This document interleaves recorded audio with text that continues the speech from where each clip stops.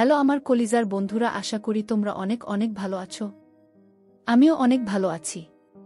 বন্ধুরা, তোমাদেরকে মজা দেওয়ার জন্য চলে এসেছি নতুন গল্প নিয়ে। আর আজকের গল্পটি অনেক মজাদার হতে চলেছে। আর হ্যাঁ, আজকের গল্পটি শুনলে তোমাদের পাইপ দিয়ে জলের স্রোত বয়ে যাবে, তাই গল্পটি শোনার আগে অবশ্যই হেডফোন ব্যবহার করো। তাহলে বন্ধুরা, চলো আজকের গল্পটি শুরু করি। তোমার পা ধরো প্লিজ, আমার সাথে কিছু করো না, তুমি রুম ছেড়ে চলে যাও। আমি তোমাকে বিয়ে করতে চাইনি, আমার বয়স হয়নি তোমাকে বিয়ে করার। যদি কিছু করো আমি মরে যাব। আমার মা আমাকে ভয় দেখিয়ে বিয়ে করেছে, আমি রাগ করেছি। আমার স্ত্রীর কথা শুনে আমি গিয়ে তাকে জোরে থাপ্পড় মারলাম, তারপর সে জ্ঞান হারালো। আমি তাকে হাসপাতালে নিয়ে গেলাম, তখন ডাক্তার বলল তোমার বৌমা হতে চলেছে। ডাক্তারের কথা শুনে আমি বিভ্রান্ত হয়ে গেলাম, কারণ আজকে আমি তাকে বিয়ে করলাম, তাহলে কেমন হলো? সে মা হতে চলেছে। 13 বছরের কিশোর নিপা তার সদ্য বিবাহিত স্বামীর জন্য অপেক্ষা করছে। বসার ঘরে বসে তার গলা শুকিয়ে গেছে ভয়ে। পরিবার একটি খারাপ ছেলেকে বিয়ে করেছে। তার পরিবার তার বর বোনের কাছ থেকে এটি শুনেছে। নিপা একটি লাল ছেঁড়া শাড়ি পরেছে। মেয়েটি এই শীতে প্রচুর ঘামছে। যখন সে কারো পায়ের শব্দ শুনে সে তার হাত গুটিয়ে নেয় এবং দরজা বন্ধ করার শব্দে পা ফেলে বসলাম। রবিন মুখ দিয়ে কোনো আওয়াজ বের করে না, নিপাকে দেখে কিছু বলে না। রবিন বিরক্ত হয়ে যায়। কি বলছিস? এই মেয়েটা কথা বলতে পারে না তোর? রবিনের চিৎকারে ভয়ে সে লাফ দিয়ে নিচে পড়ে যায় বিছানা। নিপা হালকা চিৎকার করে পা দুলতে থাকে, তারপর মাথা থেকে জেগে ওঠে। শীতকালে সামান্য আঘাতে অনেক ব্যথা হয়। রবি নিপাকে দেখে অবাক হয়ে ব্যথায় কাঁদছে। তার উপর অনেক ব্যথা পেয়েছি। তোমার বয়স কত? উত্তর না দিলে আমি তোমাকে মেরে ফেলব।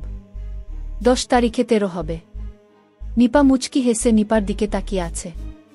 আপনি আপনার বয়সে একজন পুরুষকে বিয়ে করতে রাজি হবেন কি করে? বা আপনি যদি আমার টাকা দেখেন, আমার বয়স আপনার এবং আপনার পরিবারের জন্য কোনো ব্যাপার না। রবিনের কথার পরপরই মেয়েটি চোখ তুলে গোল চোখে তাকাল। রবিনকে এভাবে দেখে তাকে এবং তার পরিবারকে অপমান করতে থাকে। রবিনেরও খুব রাগ হয় তার সাথে এমন একটা ছেলের বিয়ে দেওয়ায়। তার মা বাবার উপর খুব রাগ হয়। সে সব কিছু ধ্বংস করতে চায়। এদিকে তার প্রেম তাকে ছেড়ে অন্য কাউকে বিয়ে করে। বাবা মা মিথ্যা বলে অন্য মেয়েকে বিয়ে করে 13 বছরের মেয়েকে 18 বছর বয়সে বাধ্য করা হয়েছিল। তাই আপনি আমাকে অপমান করতে পারবেন না। আমি একটি বুইরা রাক্ষসের মালিক। যেমন আপনি আমার ইচ্ছায় বিয়ে করেননি, আমার মতো একটি শিশু কি আপনাকে বিয়ে করতে চাইবে? আমার কি বিয়ের বয়স হয়েছে? নাসরিন আন্টি আমার বাবা মাকে ভয় দেখিয়ে তোমার সাথে আমার বিয়ে দিয়েছে। এই মেয়ের এত কথা বলার সাহস কি করে হয়? তুমি যদি চুপ না থাক, আমি তোমার কি করব? রবিন রেগে যায়। নিপা হুঁশ হয়ে গেল। এদিকে নিপা ভয়ে দাঁড়াতে পারছে না। নিপা খুব ঘুম পাচ্ছে রবিনের কারণে, সেও ঘুমাতে পারছে না। রবিন আবার রুম থেকে চলে গেল বলে রবিন চলে গেল নিপা হাঁপাতে হাঁপাতে। নিপা বিছানায় গিয়ে রবিনকে ধমক দিয়ে বিছানায় যেতেই ঘুমিয়ে পড়ল। রবিন ছাদে বসে ভাবছিল কেন সে আমাকে এই ছোট মেয়ের সাথে বিয়ে দিল। সে কিভাবে মেনে নেবে তার ছোট মেয়ে? তাকিয়ে দেখলাম কি সুন্দর একটা মেয়ে ঘুমাচ্ছে। মনে হচ্ছে মেয়েটা নিষ্পাপ ঘুমে শ্বাস নিতে কষ্ট করছে। নিপা চোখ খুলে রবিনের দিকে তাকায় আর ভয় পেয়ে যায়। নিপা বলল তুমি এখানে কেন? যাও। আমি বাইরে যাব কেন? তুমি আমার ঘর বউ, এখন আমি ছোট, তুমি বাইরে যাও। নিপা এখনো বিশ্বাস করতে পারছে না ওর কি ঘটতে যাচ্ছে, কিন্তু নিপা এই সবের জন্য প্রস্তুত নয়। সে ভয়ে কাঁদতে লাগলো আর রবিনকে অনুরোধ করল, যাও এখান থেকে, আমি তোমার 2 পায়ে পড়ে যাও, তুমি চলে যাও। রবিন তারপর রাগ করে রুম ছেড়ে চলে গেল। সে মনে মনে বলল কতদিন এভাবে বাসা থেকে বের হবে, কাল তুমি দেখবে। অন্যদিকে রবিনের বাবা মা নিজেদের সাথে কথা বলছে, তুমি এমন করছো সম্পূর্ণরূপে জুলেখা। রবিনের এই মেয়েকে বিয়ে করা ঠিক হবে না। এখন থানায় মামলা হলে রবিনের কি হবে ভাবতে পারেন। নির্বাচন আসছে। এখন নেত্রী যদি শোনেন যে রবিনের স্ত্রীর বয়স কম, তাহলে কি হবে? ডর্ন ফরিদ, নিপার স্কুল থেকে তার জন্ম শংসাপত্র নিয়ে চিন্তা করবেন না। বয়স 1-8 হয়েছে, কেউ কিছু জানবে না। এবং রবিন সত্য জানার পরে সে কেমন প্রতিক্রিয়া দেখাবে আমরা জানি না। আপনি কি জিনিস ভুলে গিয়েছিলেন? কিভাবে সাপের বিষ? আমি খুব ভালো করে জানি ফরিদ, এবং সে আমার সন্তান। আমি পারব সবকিছু ঠিকঠাক সামলাও। কেন আমি নিপাকে রবিনের বউ বানিয়েছি তা নিশ্চয়ই তোমার অজানা নয়। তোমার পরিকল্পনা খুব ভালো করে জানো। জুলেখাকে আজ পর্যন্ত বুঝি ফরিদ তোমাকে একটা রহস্যময় হাসি দেয়। জুলেখা গুড নাইট ফরিদ, বাকি কথা এখন শেষ হয়ে যাবে। এখন ঘুমাও তোমার প্রিয় ভাতিজি। আমিও না, ওর কোনো ক্ষতি হবে না। শুভরাত্রি। রবিন নিপা রুম থেকে বের হয়ে অন্যদিকে ঘুরে ঘুমিয়ে অস্থিরভাবে। নিপার চোখ বেয়ে অশ্রু গড়িয়ে পড়ছে। মেয়েটা কত চুপচাপ কাঁদছে। কোনো এক সময় নিপাও ঘুমিয়ে পড়ে। রাত 11টার দিকে রবিন জেগে উঠল। এটা ভুল হবে। সকাল বলতেই সে ঘুম থেকে উঠে পাশের দিকে জ্বলন্ত চোখ রাখল ড্রেসিং টেবিলের দিকে তাকায় এবং আয়নায় সে অবাক হয় যে রবিন মেয়েটি নিষ্পাপ শিশুর মতো ঘুমাচ্ছে, কিন্তু আমার রাতে তেমন ঘুম হয় না। এমন একটা রাতের আশায় যেখানে ইচ্ছে আছে কিন্তু আমার কপালে যা আছে, একদিকে ভালো লাগছে না, অন্যদিকে বিয়ে করেও আমার কপালে সুখ নেই, কারণ কিভাবে একটি 13 বছর বয়সী মেয়ে বুদ্ধি হবে, বা কিভাবে সে আমার হৃদয় এবং ব্যথা কষ্ট বুঝবে? তুমি কখনই বুঝবে না। আমি ডিপ্রেশনে পড়ে গেছি। আমি ভাবছি এখন কি করব। আমি আমার মায়ের কাছে গেলাম এবং জিজ্ঞাসা করলাম, কেন আপনি আমাকে একটি গরিব মেয়ের সাথে বিয়ে দিয়েছেন? আপনি আমাকে বিয়ে করার আগে আমার মতামত সম্পর্কেও চিন্তা করেননি, আমার ভালো পছন্দ অপছন্দ করার কিছু আছে? তখন মা উত্তর দিলেন, কেন এমন বিয়ে করলেন? তোমার মতো বেকার ছেলে। আমি যা করেছি ভালোর জন্যই করেছি। মেয়েটা খুব সুন্দর, লক্ষ্মী একটা মেয়ে। মায়ের কথা শুনে আমার খুব রাগ হলো। আমি বললাম, তুমি তোমার দাদির সাথে থাকো, আমি আজ এখানে আছি। কেন তুমি চলে যেতে চাও? দাদি, আমি তোমাকে পছন্দ করি না। আপনি কিন্তু সে আমার কথা শোনে না। তোমাকে কেন বলবো? আমি বুঝতে পারছি না। তুমি আমার কষ্ট বুঝো না। মা, আপনি কি ভাবেন যে একটি যুবতী তার স্বামীকে বিয়ে করতে পারে? পৃথিবী কি? আমি ঠিক বুঝতে পারিনি। মা আমাকে সান্ত্বনা দিয়ে শান্ত হতে বললেন, সব ঠিক হয়ে যাবে।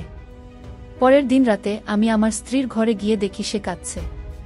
আমার মনে হয় কেউ আমাকে মেরে ফেলেছে। চুপ কর এবং কাঁদো না।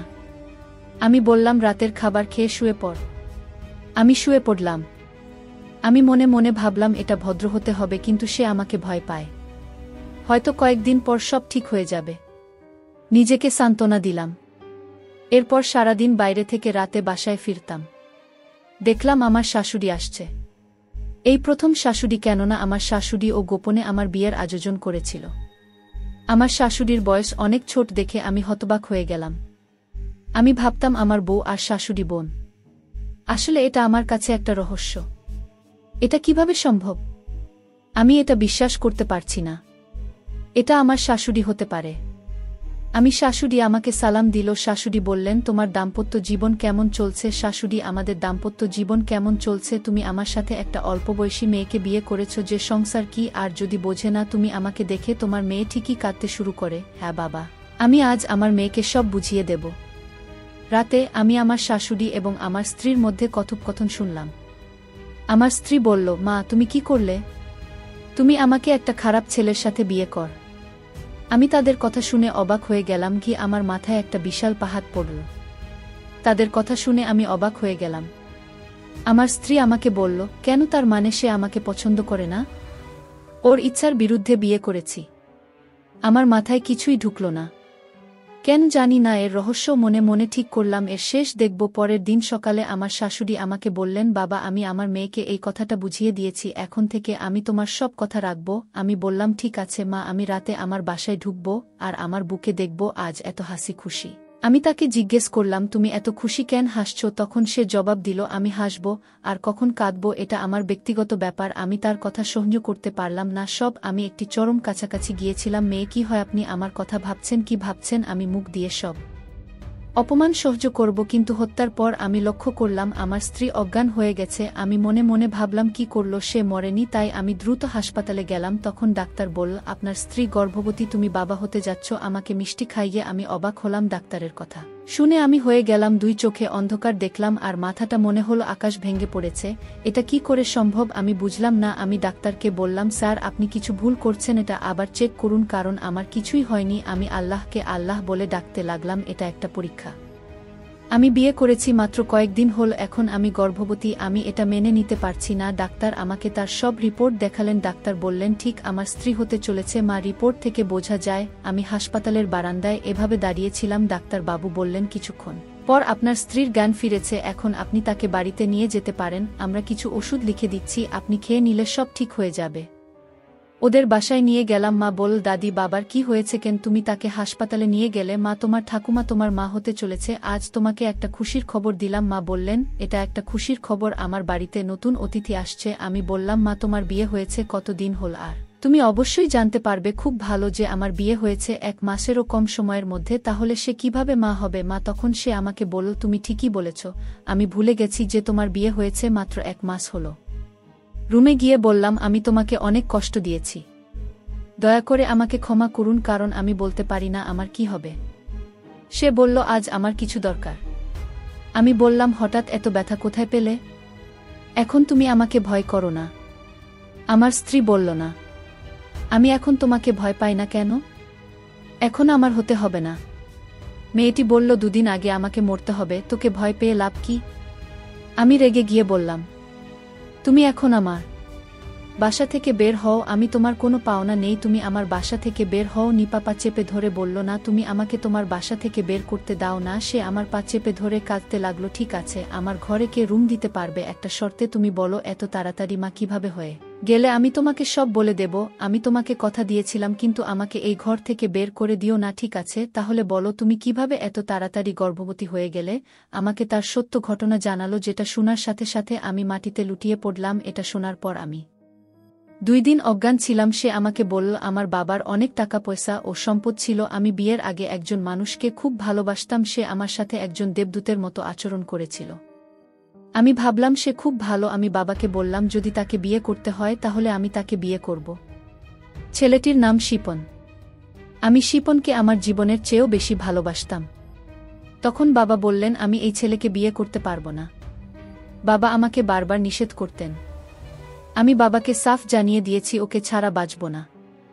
আমি আরও বললাম, যদি শিপনকে বিয়ে না কর তাহলে আমাকে চিরতরে হারাবে। বাবা অবশেষে আমার কথা মেনে নিয়ে সেই ছেলের সাথে আমাকে বিয়ে দিলেন। আমার বিয়ের 2-3 মাস ভালোই কাটছিল, কিন্তু কিছুদিন পর তার আসল রূপ বেরিয়ে আসে। সে আমাকে বিয়ে করত, সে প্রতিদিন আমাকে নির্যাতন করত এবং বাবার কাছ থেকে টাকা নিয়ে, কালকে বাসায় চলে আসো, না হলে তুমি এই বাড়িতে কোনো জায়গা নেই। আমি কিছু সময়ের জন্য টাকা এনেছি, কিন্তু সে আমাকে অনেক মারধর করত।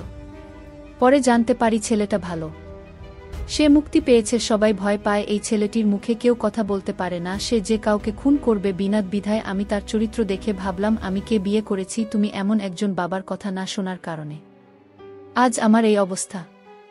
তারপর আমি আমার বোনকে তালাক দিয়েছিলাম। ডিভোর্সের পর সে আমাদের বাড়িতে এসে বাবাকে ভয় দেখিয়ে টাকা নিয়ে যেত। তখন আমার মা ভাবলেন যে আমাকে তার ভাইয়ের ছেলের সাথে বিয়ে দেবেন, মানে তোমার সাথে বিয়ে। দিল আমি সত্যিই তোকে বিয়ে করিনি, আমাকে তোর বাড়িতে নিয়ে এসেছি, আমাকে নিরাপদে রাখো। বিয়ের নাটকে এটা একটা নাটক ছিল, কারণ তুই অনেক সাহসী, তাই আমি তোর সাথে নিরাপদ থাকব, আর তাই তোর সাথে আমার জাল বিয়ে। আজ ডাক্তার বললেন আমি মা হতে যাচ্ছি, এই শিপনের সন্তান। তোমার ভয় পাওয়া উচিত নয়, কারণ আমি এই বিয়েতে রাজি হইনি। আমার মা আমাকে রাজি হতে বাধ্য করে, কারণ সত্যি বলছি মা, তোমাকে বিয়ে করিনি, আমাকে তোমার ঘরে বিয়ে নামক উপসর্গ দিয়ে রাখা হয়েছে, কারণ আমি যদি থাকি তাহলে শিপন ভাববে আমি বিয়ে করেছি, কারণ আমি তোমাকে বিয়ে করিনি, কারণ এটা একটা নাটক ছিল, তাই তোমার সাথে খারাপ ব্যবহার করেছি। প্লিজ আমাকে মাফ করে দিব। আমি যেখানেই যাব, কাল আমার চোখ যেদিকে যাবে, আমি তোমাকে আর কষ্ট দেব না। আমার নাটকের স্বামী তখন সে বলল, আমি প্রেমে পড়ে গেছি, এখন তুমি নেবে? আমি সারা জীবন আমার বাড়িতে থাকি, আপনার সমস্ত দায়িত্ব নিন। যদি আপনি রাজি হন তবে আমি সত্যিই আপনাকে বিয়ে করতে রাজি। তার কথা শুনে আমার মনে হয়েছিল আমি একটি নতুন জীবন পেয়েছি। তারপর আমি আমার বাকি জীবন তার বাড়িতে কাটিয়েছি। বন্ধুরা, আমি সিথি দিদি, আমি অনেক কষ্ট করে তোমাদেরকে গল্প উপহার দেই। আমার গল্পটি ভালো লাগলে অবশ্যই আমার চ্যানেলটি সাবস্ক্রাইব করবে আর পাশে থাকা বেল আইকনটি অল করে দিবে। তাহলে বন্ধুরা, আজকের মতো বিদায় নেই, দেখা হবে আগামী ভিডিওতে।